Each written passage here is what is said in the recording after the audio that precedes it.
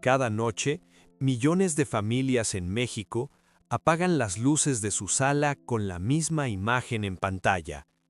Un hombre serio, voz firme, mirada que transmite confianza. Javier Alatorre no canta, no actúa, no vende fantasías. Informa. Y sin embargo, lejos de las cámaras, su vida transcurre en un nivel de comodidad y exclusividad al que muy pocos periodistas llegan.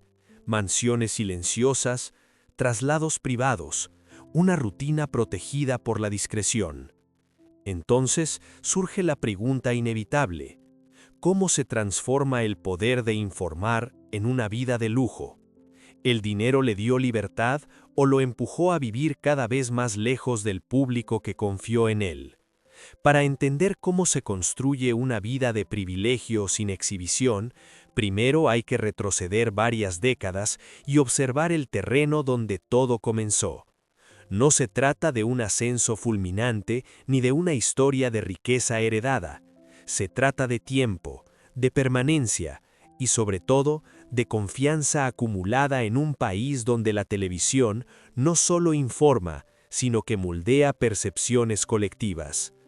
México es un país profundamente marcado por la televisión abierta. Durante años, la pantalla era la principal ventana al mundo exterior para millones de personas. En ese contexto, el noticiero nocturno no era solo un programa más, era una institución. Entraba a los hogares a la hora de la cena, acompañaba conversaciones familiares y sin que muchos lo notaran, se convertía en una autoridad cotidiana. El conductor del noticiero no era una celebridad común, era para muchos una figura de referencia moral y social. El camino profesional de Javier Alatorre se desarrolló dentro de ese ecosistema. Su formación periodística coincidió con una etapa en la que los medios buscaban rostros sólidos, voces creíbles y perfiles capaces de sostener la atención de audiencias masivas noche tras noche. No era un comunicador explosivo o provocador. Su estilo se basaba en la calma, en la claridad y en una imagen de sobriedad constante. Esa coherencia, repetida durante años, fue construyendo algo más valioso que la fama, la credibilidad. Con el paso del tiempo, su figura se volvió inseparable del noticiero principal de TV Azteca. Para el público, él no era solo el presentador de las noticias, era el que explica lo que pasa. En una sociedad atravesada por crisis económicas, violencia, cambios políticos y desigualdades profundas, esa función adquiría un peso enorme. Mientras actores y cantantes podían subir y bajar en popularidad, el conductor del noticiero permanecía, y permanecer en televisión es una forma silenciosa de poder. La imagen pública que se fue consolidando era la de un profesional serio, distante del escándalo y ajeno al exhibicionismo. No concedía entrevistas personales con frecuencia, no compartía detalles íntimos de su vida privada, no construyó una identidad digital basada en la exposición constante. Esa ausencia de información personal reforzaba la percepción de rigor. Cuanto menos se sabía de su vida fuera del estudio, más sólida parecía su figura dentro de él. Pero esa imagen también generó una ilusión colectiva. Para muchos espectadores, el periodista seguía siendo en esencia uno de nosotros, alguien que trabajaba informando, no acumulando riqueza. La idea de que un conductor de noticias pudiera pertenecer a una élite económica no formaba parte del imaginario común. La televisión, en ese sentido, suavizaba las diferencias. El mismo rostro que aparecía cada noche en una sala modesta podía, fuera de cámara, habitar un mundo completamente distinto. Aquí es donde el análisis se vuelve necesario, no para juzgar, sino para comprender, porque la vida de Javier Alatorre no es un caso aislado, sino un reflejo de cómo funciona el sistema mediático en América Latina. En ese sistema, la estabilidad es más valiosa que el talento fugaz. La permanencia genera influencia, y la influencia, con el tiempo, se traduce en ingresos, privilegios y capacidad de negociación. Mientras gran parte de la población mexicana enfrenta salarios estancados, informalidad laboral y una movilidad social limitada, ciertas figuras mediáticas logran construir trayectorias económicas muy por encima del promedio, no por golpes de suerte, sino por ocupar posiciones estratégicas durante largos periodos. El presentador del noticiero principal no solo comunica información, representa a la empresa, encara crisis, defiende líneas editoriales, se convierte de facto en un activo corporativo. La razón por la cual su vida merece ser analizada no es la curiosidad por el lujo en sí, sino lo que ese lujo revela sobre el valor real del poder simbólico. En un país donde la confianza es un recurso escaso, quien logra concentrarla durante décadas obtiene algo más que reconocimiento, obtiene margen de maniobra, obtiene seguridad, obtiene una forma de riqueza que no siempre es visible, pero que se manifiesta en la calidad de vida. Hay otro elemento clave que es el silencio. A diferencia de figuras de entretenimiento, cuya riqueza suele ser exhibida como parte de su marca personal, el periodista construye su autoridad precisamente ocultando su prosperidad. Mostrarla podría romper el vínculo con la audiencia, podría generar distancia. Por eso la discreción no es solo una elección personal, sino una estrategia coherente con su rol público. Este contraste entre percepción y realidad plantea una pregunta más amplia. ¿Qué ocurre cuando la persona encargada de narrar la realidad social vive en condiciones muy distintas a las de quienes la consumen? ¿Cómo influye esa distancia en la manera de informar, de priorizar temas, de interpretar los hechos? No se trata de acusaciones, sino de tensiones estructurales inevitables. Analizar la vida de Javier Alatorre es en el fondo analizar la relación entre medios, poder y dinero. Es observar cómo una figura aparentemente neutra puede convertirse en una pieza central de un engranaje económico complejo. Y es reconocer que detrás de la imagen sobria del conductor nocturno existe una historia de ascenso silencioso que dice mucho más sobre la sociedad que sobre el individuo. Porque cuando la cámara se apaga y el estudio queda vacío, la vida real continúa, y es ahí, lejos del teleprompter y de las luces, donde empieza la parte más reveladora de esta historia. Para comprender cómo se construye una vida de alto nivel sin recurrir al espectáculo ni a la exposición constante, es necesario observar con lupa el mecanismo que convierte la credibilidad en ingresos sostenidos. En el caso de un conductor de noticias de primer nivel, el dinero no llega de forma abrupta ni espectacular. Llega lentamente, año tras año, contrato tras contrato. En la televisión abierta mexicana, el noticiero estelar es uno de los productos más valiosos.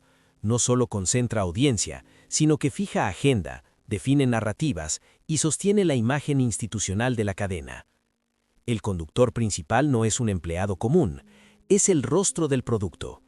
Su estabilidad transmite seguridad a anunciantes, inversionistas y espectadores. Por eso su remuneración no se mide como un salario tradicional, sino como una inversión estratégica.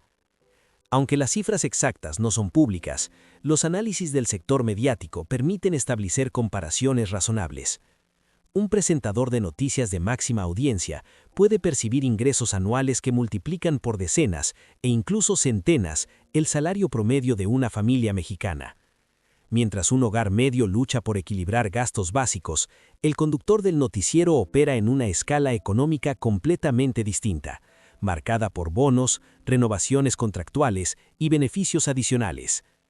La clave está en la permanencia. A diferencia de otras figuras televisivas, cuya carrera depende del rating inmediato o de la moda del momento, el periodista ancla su valor en la continuidad. Cada año al aire refuerza su posición. Cada crisis informativa superada incrementa su peso interno dentro de la empresa. Con el tiempo, esa acumulación se traduce en poder de negociación.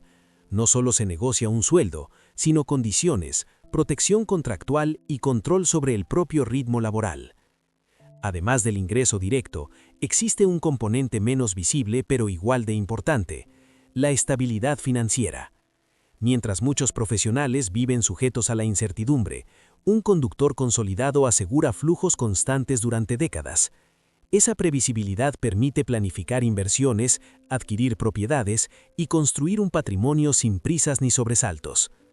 El dinero no se gasta para impresionar, sino para garantizar seguridad a largo plazo. También hay que considerar el valor simbólico del cargo. Conducir el noticiero principal abre puertas que no siempre se traducen en contratos públicos, pero sí en relaciones estratégicas: acceso a círculos de poder, cercanía con decisores políticos y empresariales, y una red de contactos que refuerza la posición económica sin necesidad de exposición directa. No es un ingreso paralelo explícito, sino un entorno que favorece decisiones financieras acertadas. Este modelo de generación de riqueza es profundamente distinto al del entretenimiento. No depende del aplauso, ni del escándalo, ni de la viralidad. Depende de la confianza. Y la confianza, una vez consolidada, se convierte en un activo monetizable. Cada noche frente a cámara es una confirmación de ese activo. Cada emisión refuerza su valor. Sin embargo, este camino también tiene un costo. La acumulación económica se construye sobre una imagen de neutralidad y distancia. Mostrar demasiado podría erosionar la credibilidad. Por eso el dinero se mueve en silencio, se administra con discreción, se protege de la mirada pública. Y es precisamente ese silencio el que hace que la magnitud del patrimonio resulte tan difícil de percibir desde afuera. Así, el primer pilar de esta vida acomodada no es una herencia ni un golpe de suerte. Es la conversión gradual del poder informativo en estabilidad económica, un proceso lento, constante y sobre todo invisible para la mayoría. Si el dinero explica cómo se construye la estabilidad, los espacios revelan cómo se vive esa estabilidad. En el caso de un periodista que ha convertido la discreción en una extensión de su identidad profesional, el patrimonio material no se exhibe, se esconde a plena vista. No en el sentido de clandestinidad, sino en la elección consciente de no convertir la vida privada en espectáculo. Las propiedades asociadas a figuras mediáticas de alto nivel rara vez aparecen en registros públicos detallados. No hay recorridos televisivos, ni sesiones fotográficas, ni declaraciones abiertas sobre ubicaciones exactas. Y sin embargo, la lógica económica permite trazar un mapa plausible. La permanencia en la élite televisiva durante décadas habilita acceso a zonas residenciales de alta seguridad, lejos del ruido urbano, donde el valor no reside solo en los metros cuadrados, sino en el aislamiento y el control del entorno. Aquí, la casa deja de ser un símbolo y se convierte en un refugio. No se trata de ostentación arquitectónica, sino de funcionalidad silenciosa. Espacios amplios, jardines cerrados, accesos controlados. Lugares donde la rutina no es interrumpida por la mirada ajena, donde el conductor de noticias deja de ser figura pública y recupera una vida sin guión ni teleprompter. La inversión inmobiliaria en este contexto no busca impacto visual, sino continuidad emocional y seguridad cotidiana. El paso del tiempo refuerza esta lógica. A diferencia de carreras más volátiles, la estabilidad permite adquirir propiedades sin urgencia, elegir ubicaciones con proyección y consolidar un patrimonio que crece de forma orgánica. No hay prisa por comprar ni necesidad de vender. La vivienda se integra al plan de vida, no a la narrativa pública. Y esa diferencia es clave para entender la magnitud real del patrimonio. No está pensado para ser visto, sino para durar. La movilidad es otro indicador revelador. En la esfera pública, el desplazamiento de una figura informativa debe ser eficiente y predecible. Traslados puntuales, rutas controladas, tiempos calculados. El uso de vehículos privados, a menudo con un conductor, no responde al lujo superficial, sino a la gestión del riesgo y del tiempo. En un país donde la exposición pública puede convertirse en vulnerabilidad, la movilidad protegida es una extensión natural del estatus. No se trata de colecciones ni de marcas llamativas, se trata de fiabilidad. Vehículos que cumplen una función específica, llegar sin sobresaltos, salir sin ser notado. La discreción nuevamente es el hilo conductor. La riqueza no se anuncia, se administra. Lo más revelador de estos espacios es su ausencia en el imaginario colectivo. Mientras otros personajes públicos construyen su identidad alrededor de mansiones visibles y estilos de vida aspiracionales, aquí ocurre lo contrario. La invisibilidad protege la credibilidad. Mostrar demasiado podría romper el pacto tácito con la audiencia.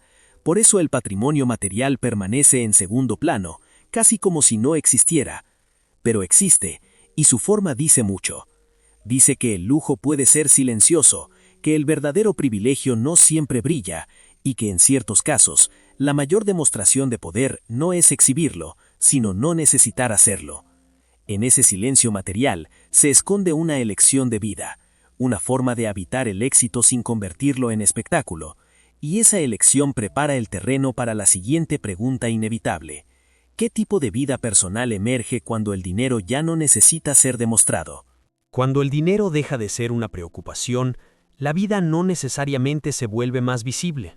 En algunos casos, ocurre exactamente lo contrario. El confort económico permite elegir la discreción como forma de existencia. Y en esa elección aparece una paradoja difícil de percibir desde fuera. Cuanto mayor es la estabilidad material, más estrictos se vuelven los límites entre lo público y lo privado. El estilo de vida que emerge de esta posición no está definido por excesos evidentes, sino por rutinas cuidadosamente protegidas. No hay necesidad de demostrar estatus, porque el estatus ya está asegurado. Las decisiones de gasto se orientan a la reducción de fricciones, menos imprevistos, menos exposición, menos dependencia del entorno. El lujo, aquí, no es visible, es funcional.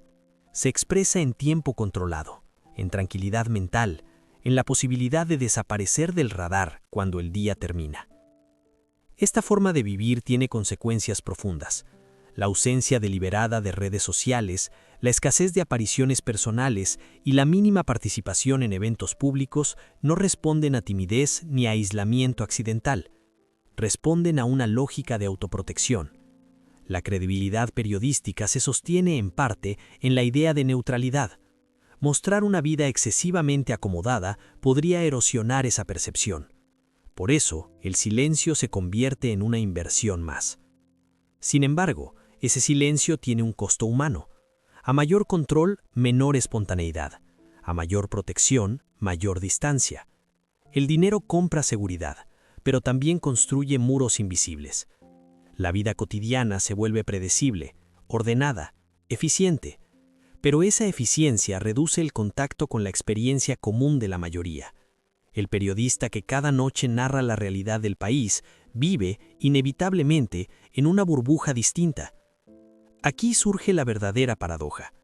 La voz que informa sobre crisis económicas, desigualdad y conflictos sociales pertenece a alguien cuya vida diaria transcurre lejos de esas tensiones, no por indiferencia, sino por estructura. El sistema que recompensa la permanencia mediática también separa a sus figuras centrales del contexto que describen. Y esa separación no siempre es consciente. El gasto cotidiano refleja esta lógica. No se dirige a objetos superfluos, sino a servicios que garantizan continuidad. Seguridad, logística, mantenimiento del anonimato. El dinero no se gasta para ser visto, sino para no ser interrumpido. En ese sentido, el lujo más valioso no es material, sino emocional. La posibilidad de vivir sin sobresaltos. Pero vivir sin sobresaltos también implica vivir con menos fricción social, menos encuentros casuales, menos exposición a lo impredecible, menos contacto con realidades ajenas al propio entorno. Con el tiempo, esta distancia puede volverse estructural, no porque se busque superioridad, sino porque el sistema lo facilita. Así, el estilo de vida resultante no es ni ostentoso ni austero, es controlado. Y en ese control se manifiesta una contradicción central.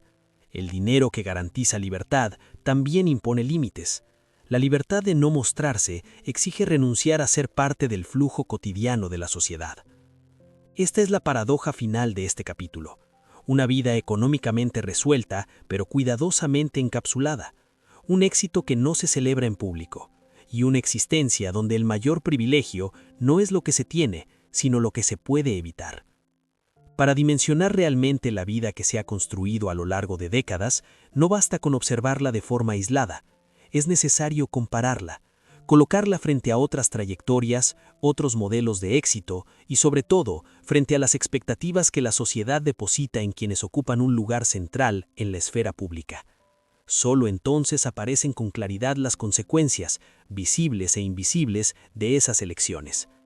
Si se compara la trayectoria de Javier Alatorre con la de otros periodistas de su generación, emerge una diferencia clave: la permanencia. Muchos comunicadores transitaron por redacciones, cambiaron de cadena, perdieron visibilidad o quedaron relegados por nuevas voces. La carrera periodística suele ser inestable, incluso ingrata. Sin embargo, en este caso, la continuidad fue la excepción. Años ocupando el mismo espacio, el mismo horario, la misma función simbólica. Esa estabilidad no solo garantiza ingresos sostenidos, sino que consolida una posición casi institucional. En contraste, si se le compara con figuras del entretenimiento, actores, cantantes, presentadores de espectáculos, el modelo económico es radicalmente distinto. Ellos suelen capitalizar la fama a través de la exposición: conciertos, marcas, redes sociales, contratos publicitarios visibles. El periodista, en cambio, capitaliza la confianza. No vende una imagen aspiracional, sino una sensación de seguridad informativa. Y esa diferencia explica por qué su riqueza resulta menos evidente, pero no menos sólida. La comparación con el ciudadano promedio es aún más reveladora. Mientras una gran parte de la población mexicana enfrenta incertidumbre laboral, salarios insuficientes y un futuro económico frágil, la figura del conductor consolidado vive en un entorno de previsibilidad. Sus ingresos permiten planificar a largo plazo, absorber crisis sin sobresaltos y construir un colchón financiero que protege no solo el presente, sino también el futuro. Esta distancia no es moral, es estructural, pero sus efectos son profundos. Aquí surge la primera gran consecuencia: la desconexión inevitable. No una desconexión emocional consciente, sino una separación progresiva de la experiencia cotidiana del público. Las preocupaciones diarias de millones, el transporte, el alquiler, la inseguridad económica, dejan de formar parte del entorno inmediato. Se conocen, se entienden, se narran, pero ya no se viven. Y esa diferencia, aunque invisible, modifica la perspectiva desde la cual se observa la realidad. La segunda consecuencia afecta a la imagen pública. La credibilidad del periodista se construye sobre la idea de cercanía simbólica. El público necesita sentir que quien informa comprende su contexto. Por eso la discreción no es solo una preferencia personal, sino una necesidad profesional. Mostrar demasiado podría generar rechazo, podría romper el vínculo. Así, la vida privada se vuelve un territorio protegido, casi hermético, y esa protección refuerza el mito de neutralidad, aunque la realidad material sea muy distinta.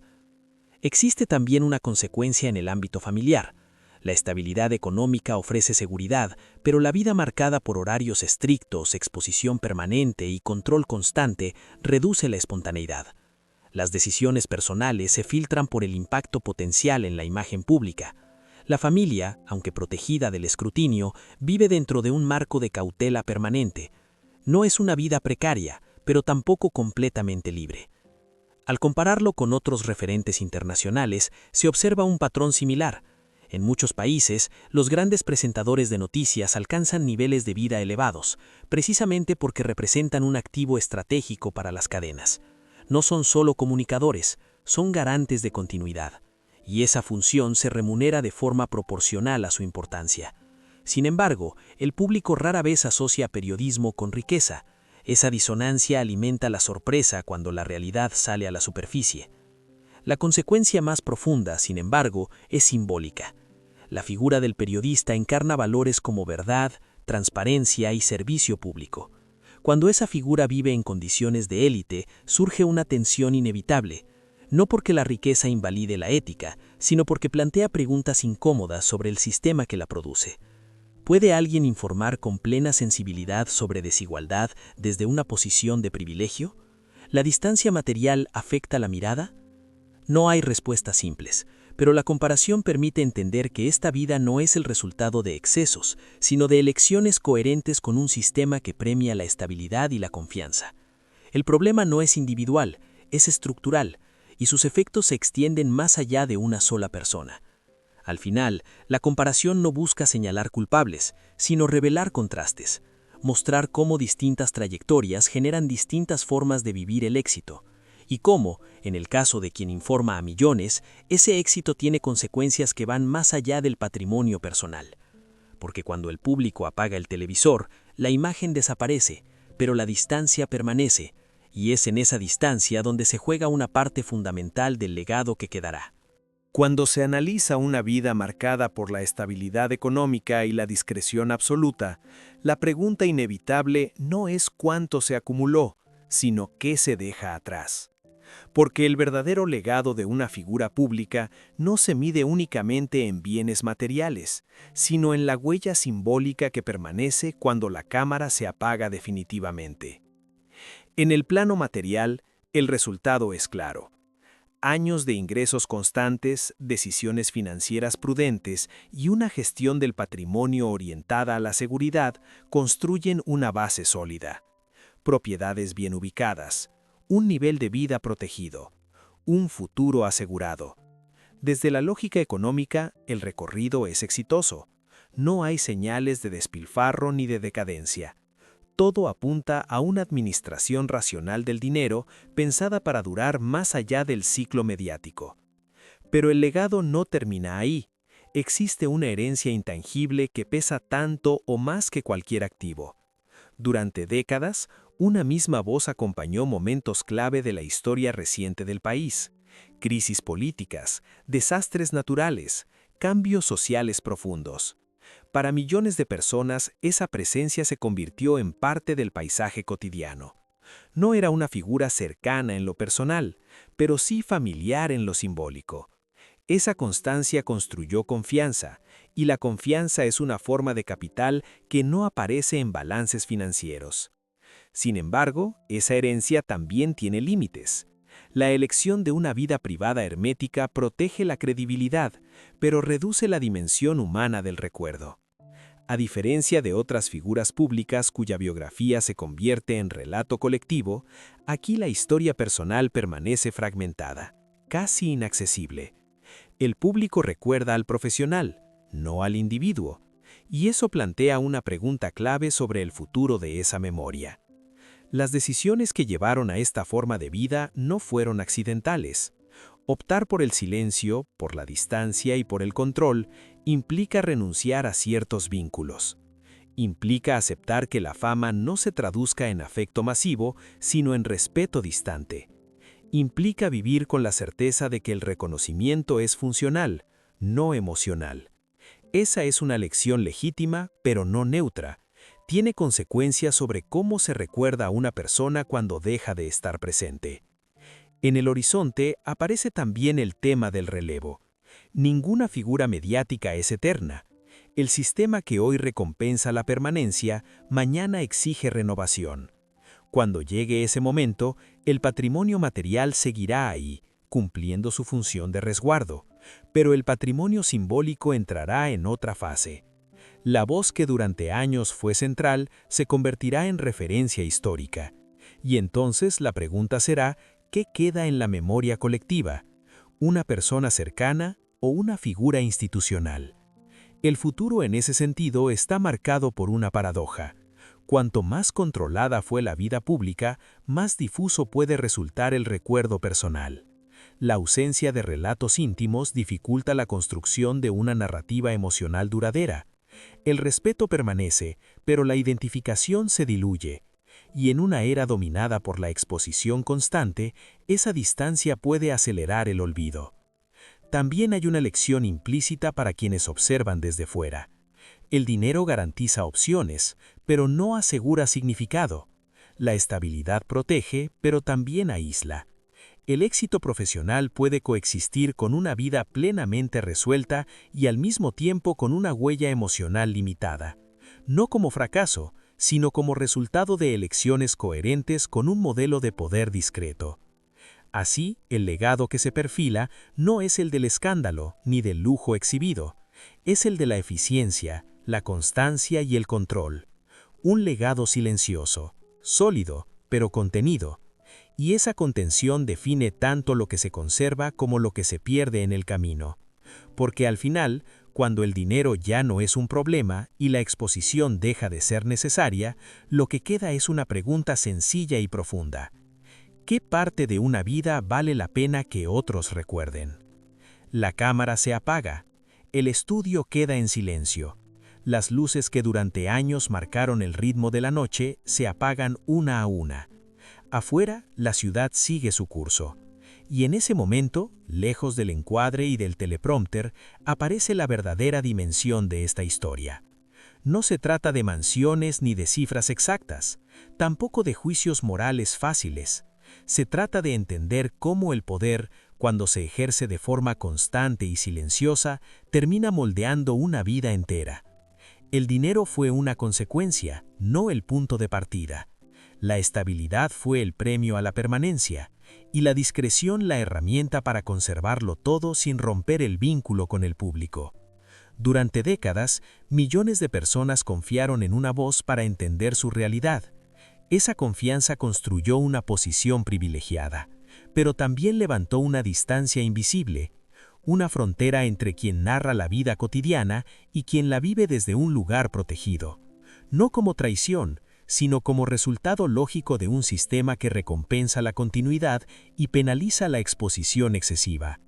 Al final, la historia no habla solo de un individuo, habla de un modelo, de cómo la credibilidad se transforma en capital, de cómo el silencio puede ser una estrategia, y de cómo el éxito profesional no siempre camina de la mano con una conexión emocional duradera.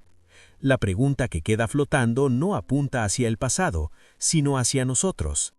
¿Qué esperamos de quienes nos informan? ¿Cercanía o profesionalismo? ¿Transparencia total o una distancia que garantice estabilidad? ¿Y qué precio estamos dispuestos a aceptar para sentirnos seguros frente a la pantalla? Cuando el noticiero termina y la noche avanza, cada espectador vuelve a su propia vida. Y tal vez, en ese regreso, surge una reflexión inevitable. El dinero y la fama pueden construir refugios sólidos, pero no deciden por sí solos el valor de una vida. Ese valor se define siempre en el equilibrio entre lo que se muestra y lo que se elige guardar en silencio.